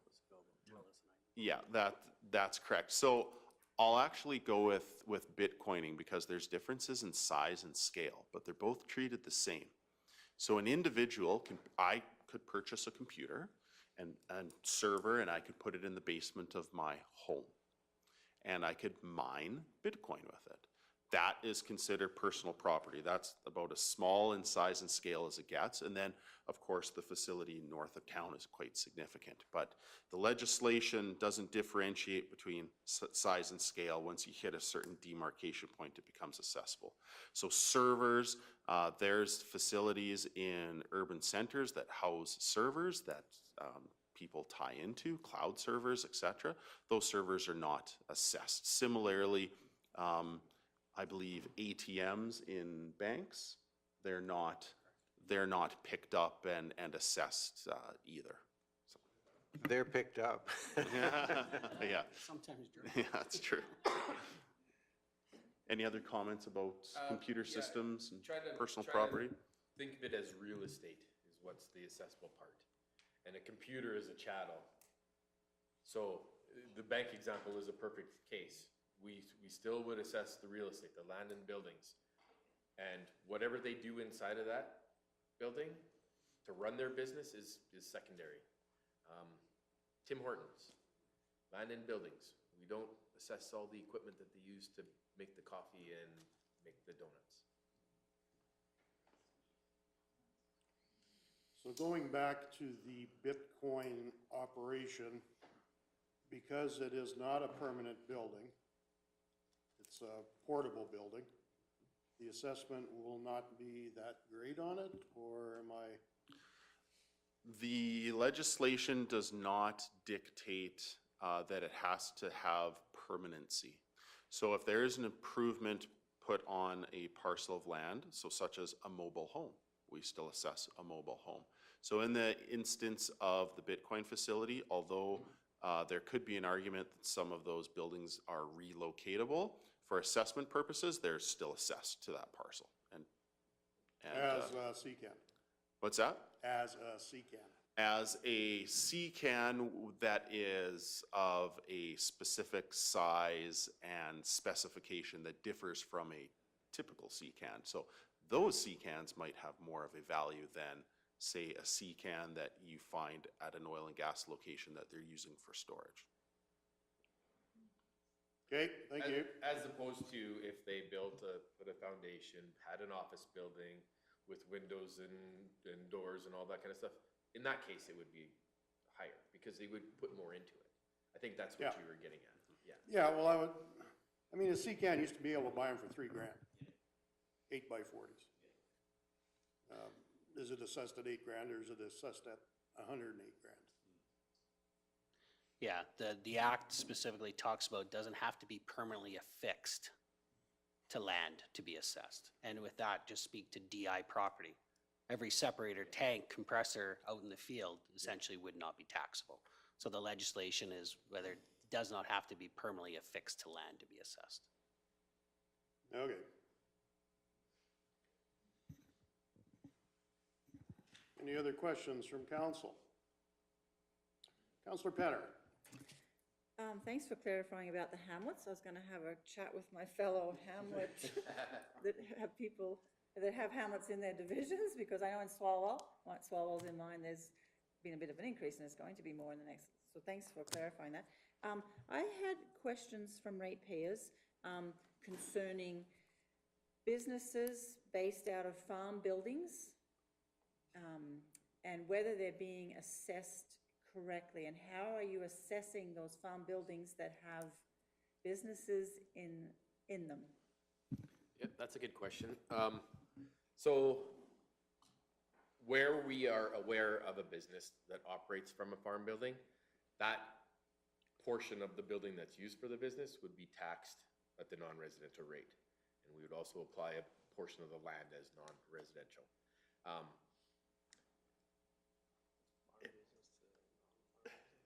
There's lots of variables. I'm sure there's many businesses that operate that we aren't aware of.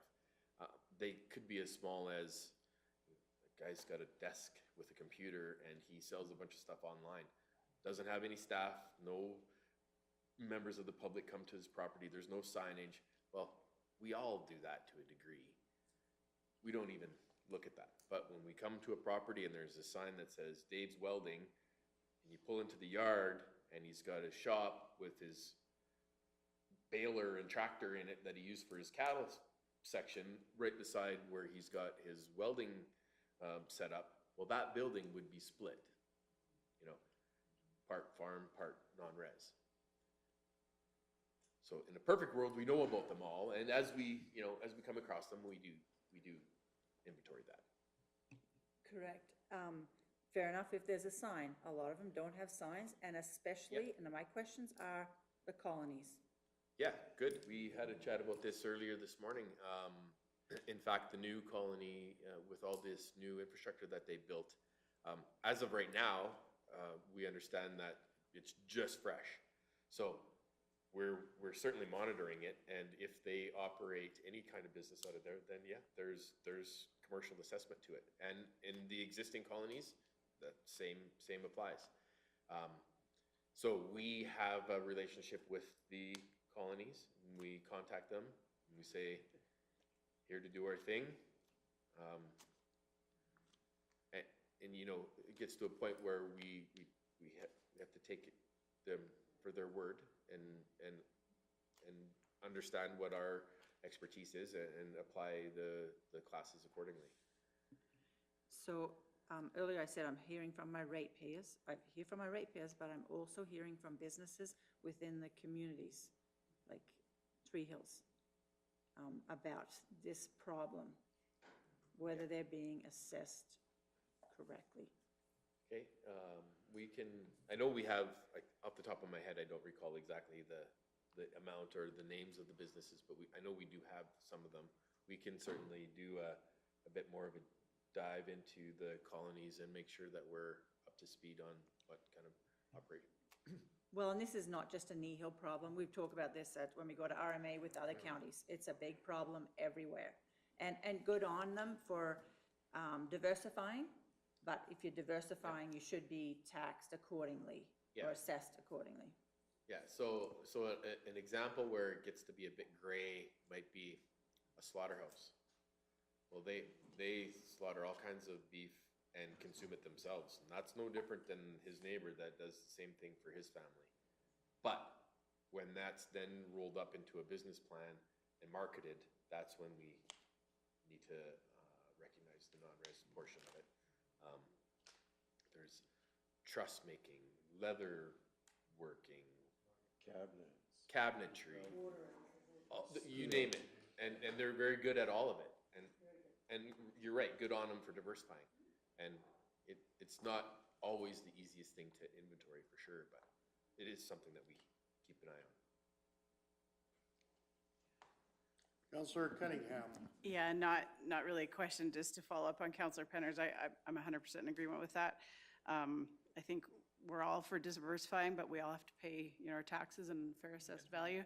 And I always equate it to when we farmed West of Trochu. We had two shops. One was for farm purposes. The other one was a commercial shop. So they were taxed differently, right? That portion where that commercial shop was non-res. So I just think it's important that we are capturing those properties in the county that have multi-functions. Councillor McGee. Are there tools that we as a municipality could provide you to be able to better capture those? Yeah, as I mentioned earlier, we have a pretty good relationship with administration. Caroline sends us notes about development all the time.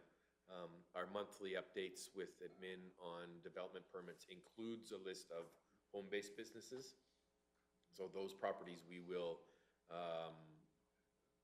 follow up on and see, does it fall under the signage, staff, members of the public showing up versus I got a computer in my office, that's it.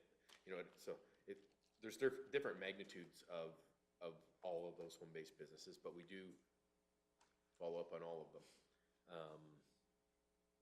And, you know, not everybody follows the development laws, but if you're running a business in the municipality, I'm sure you're required to have a business license. No? No. No, okay. So that makes it a little harder.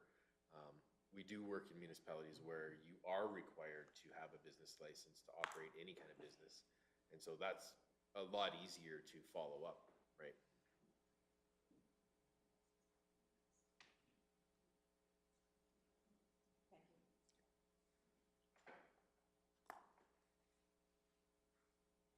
Any other questions?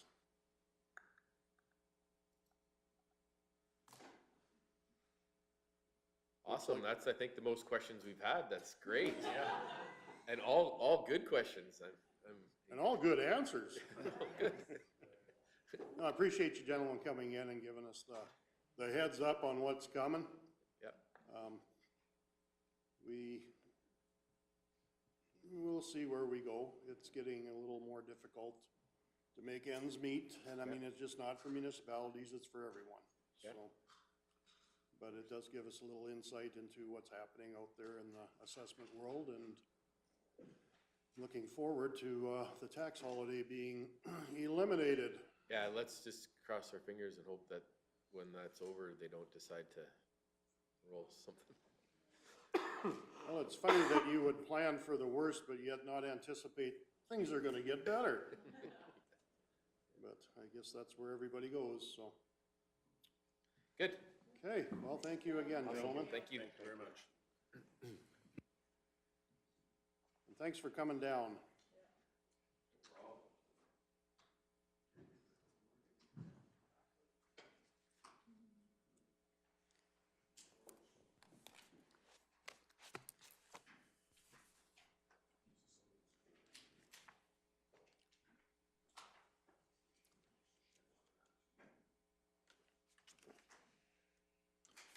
All right, well, I think we have one other item left on our regular agenda, and that is 8.1, the delegation, accurate assessment delegation.